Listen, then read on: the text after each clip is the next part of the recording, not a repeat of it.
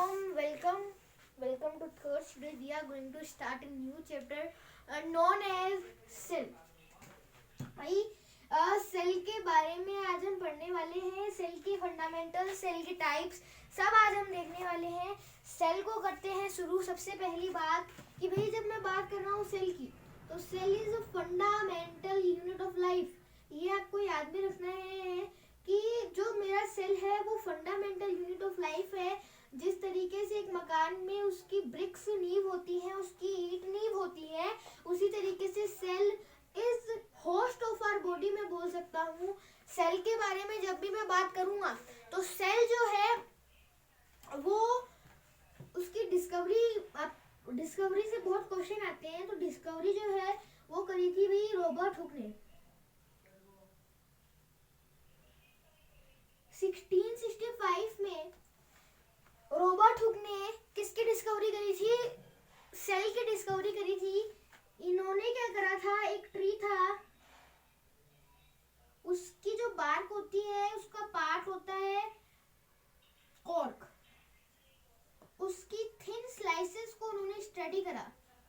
Thin slices को उन्होंने study करा जिनमें उन्हें क्या मिला, हनीकॉम्ब लाइक स्ट्रक्चर्स मिले और उनको उन्होंने आगे नाम दिया सेल.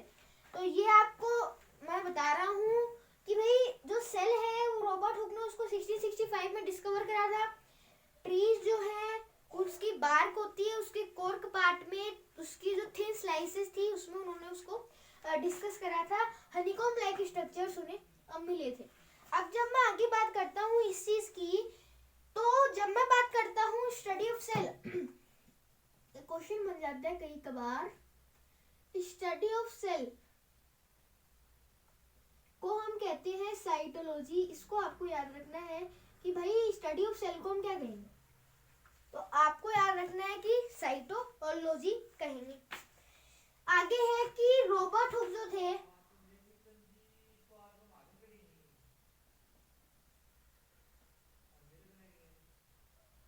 उन्होंने क्या करा था, जो सेल डिस्कवरी थी उसकी डिस्क्रिप्शन जो था, description about cell theory, cell discovery जो उन्होंने करी थी वो उन्होंने उसमें एक बुक लिखी माइक्रोग्राफिया जिसका उन्होंने नाम दिया. उसमें क्या था भाई, description about the cell theory उसमें था. अब मैं आगे बात करता हूँ कि ये तो रॉबर्ट हुक ने जो सेल डिस्कवर करा था उसमें साइटोप्लाज्म प्रेजेंट नहीं था, जिसकी वजह से द सेल वाज डेड. अब डेड सेल की डिस्कवरी अगर कोई आपसे पूछे वो करी थी रॉबर्ट हुक ने, और फर्स्ट सेल की डिस्कवरी भी रॉबर्ट हुक ने करी थी. लेकिन फर्स्ट लिविंग सेल की जो डिस्कवरी थी वो करी थी Anton von Leeuwenhoek. Anton von Leeuwenhoek ने किससे करी थी? एंटोन वॉन लीवेनहॉक ने फर्स्ट लिविंग सेल डिस्कवर. इन्होंने पहले लिविंग सेल को डिस्कवर करा, ठीक है. एंटोन वॉन लीवेनहॉक ने कब करा था? 1674 में इन्होंने करा था. अब ये अगर आपको समझ में आया तो इससे रिलेटेड आपकी कई चीजें बनती हैं, जैसे कि आपके पास में एक टर्म आती है सेल थ्योरी. सेल थ्योरी, तो सेल थ्योरी की जब मैं बात करता हूँ तो सेल थ्योरी दी थी स्लीडन एंड श्वान ने. स्लीडन एंड श्वान ने क्या दी थी, मेरी सेल थ्योरी दी थी, जिसमें से स्लीडन जो थे वो एक बोटेनिस्ट थे, ठीक है, बहुत क्वेश्चन पूछ लेते हैं, और जो श्वान थे वो एक जूलॉजिस्ट थे. स्लीडन एंड श्वान थे, आपको याद रखना है इस चीज को. आगे जब मैं बात कर रहा हूँ तो भाई इन्होंने कुछ बातें कही सेल थ्योरी में, इन्होंने कुछ फंडामेंटल्स दिए, कुछ बातें कही. अब बातें क्या थी? बातें थी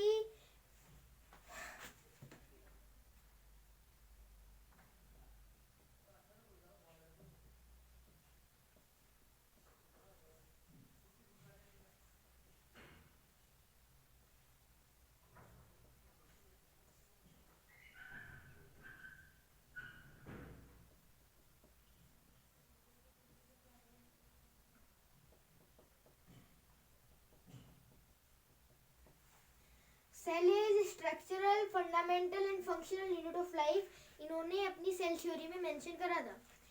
एक इन्होंने चीज और मेंशन करी थी कि every body of a living organism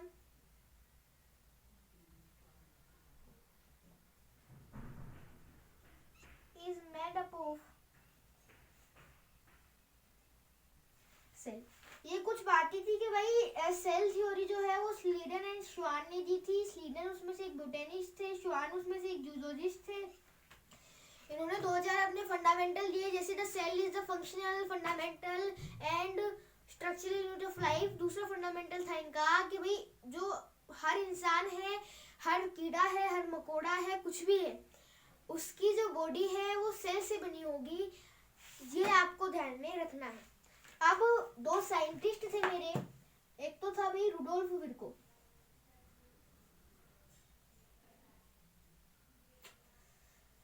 Rudolf विर्को ने एक स्टेटमेंट दिया, Omni सेल्यूली E सेल्यूली।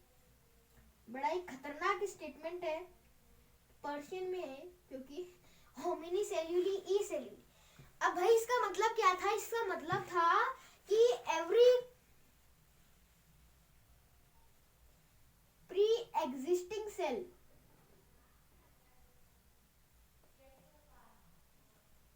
Rise to form a new cell. कहने का मतलब क्या है? हर जो सेल है वो किसी न किसी तरीके से एक दूसरे सेल को क्या करता है? जन्म देता है। अब मैं बात कर रहा हूँ, हमारे एक और साइंटिस्ट थे जिनका नाम था रुडोल्फ विर्को। रुडोल्फ विर्को तो हो गया, तो रुडोल्फ विर्को आपको समझ में आया गया। तो अब आपके अगले जो साइंटिस्ट थे वो थे कार्ली नागिली। कार्ली नागिली ने पता आपको क्या स्टेटमेंट दिया? उन्होंने स्टेटमेंट दिया प्री एग्जिस्टिंग सेल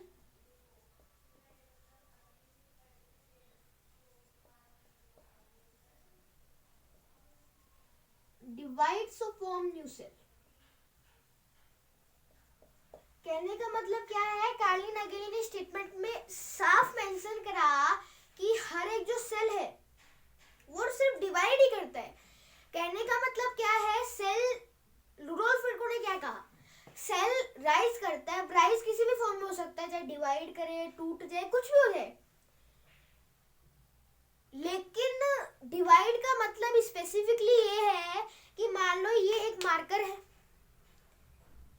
तो मार्कर जो है वो आधा टूट जाएगा और ये दो सेल बन गए। कहने का मतलब क्या है? ये दो साइंटिस्ट थे जिन्होंने अलग अलग स्टेटमेंट दिए थे। अब मैं बात करता हूँ, एक इम्पोर्टेंट टॉपिक आता है आपके सामने,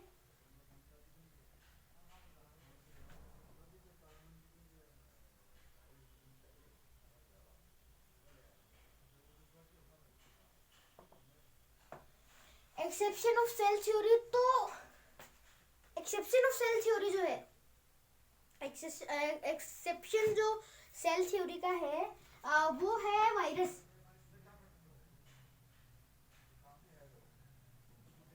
वायरस क्यों है? Because virus is a cellular organism. तो जो उनके मेन फंडामेंटल थे कि भाई every organism, every body of a living body of a living organism is made up of cell, वो तो यहाँ पे रॉन्ग प्रूव हो गया। दूसरी बात, ये सेल्यूलर क्यों होता है? ये देखो, वैसे it is a dead cell. जब तक ये एटमॉस्फेयर में रहेगा, बहुत इंटरेस्टिंग इसके बारे में बात है, जब तक ये एटमॉस्फेयर में रहेगा इट इज अलाइव नहीं, इट इज डेड। और जैसे ये किसी बॉडी में मान लो एंटर कर गया तो ये क्या हो जाएगा? एक्टिव हो जाएगा, अलाइव हो जाएगा। दो चार चीजें जिनके बारे में आपको ध्यान में रखना है। एक बार मैं क्विक आपको रिवीजन देता हूँ। Cell theory is given by Schleiden and Schwann, जिसमें से स्लीडन एक बोटेनिस्ट थे और श्वान एक जूलॉजिस्ट थे। उन्होंने अपने दो फंडामेंटल दिए कि भाई cell is structural, functional, fundamental unit of a life. और सेकंड उन्होंने दिया कि भाई जो every body of a living organism is made up of cell. ये दो फंडामेंटल उन्होंने दिए। आगे रुडोल्फ विर्को एक साइंटिस्ट थे जिन्होंने भाई स्टेटमेंट दिया ओमिनी सेल्यूली ई सेल्यूली। जिसका मतलब है pre existing cell divides to rise to form a new cell. Carl Nageli एक और साइंटिस्ट थे, उन्होंने ये स्टेटमेंट दिया कि pre existing cell divides to form new cell.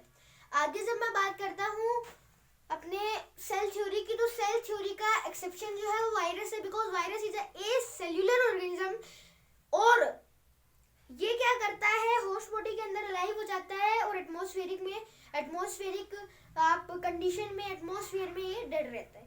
तो ये था सेल का फर्स्ट पार्ट। सेकंड पार्ट भी आपको जल्दी से मिलेगा।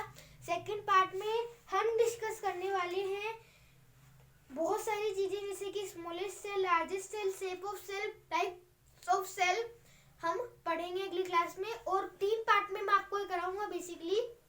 दूसरा पार्ट कल या परसों में आपको मिल जाएगा। इस पार्ट को अच्छे से पढ़िए, नोट कीजिए और इसको अच्छे से लर्न कीजिए। Bye bye, see you in the next lecture.